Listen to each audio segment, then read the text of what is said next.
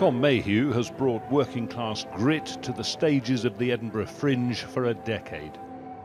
This Fringe was the hardest for me to afford ever. I've been coming up to the Fringe since 2012. We're living in this thing called the cost of living crisis, and if you don't know what the cost of living crisis is, it's kind of like a long-awaited sequel to the recession. It's kind of like a spin-off to the credit crunch. The rising cost of everything from performance space to accommodation means his days here may be numbered. So you do feel like, is this a place for us? Should we be here? Do you want us here? Are you going to help us get here? And when you ask yourself that question, you do think, am I going to be here next year? For artists like Tom, who pay their way and often lose money in the process, the promise of being discovered at one of the world's best-known arts festivals is fading with the times. With half my life in immigrant exile spent. In Home Is Not the Place, one of two shows by Carolyn-born Scottish artist Annie George this year, she explores her creative roots.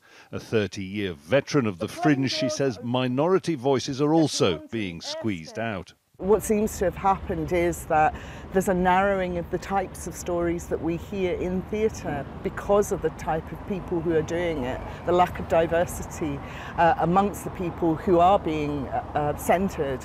And so theatre is going to become irrelevant to those audiences that come from those communities.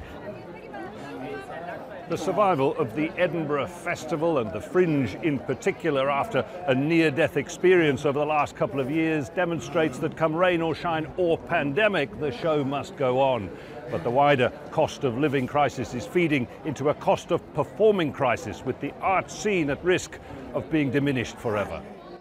The life of a Fringe unknown can be a hand-to-mouth experience. Audiences are increasingly drawn to big-name productions, while the vital voices of diversity are drowned out. The Fringe, as it was, some say, is no longer. About Money looks at the hopelessness of young lives earning poverty wages. An increase to £9 an hour, which may not seem like much, but it's not all about money, Sean. What else is it about? Turns out it is mostly about the money. Jonah, Al Jazeera, Edinburgh.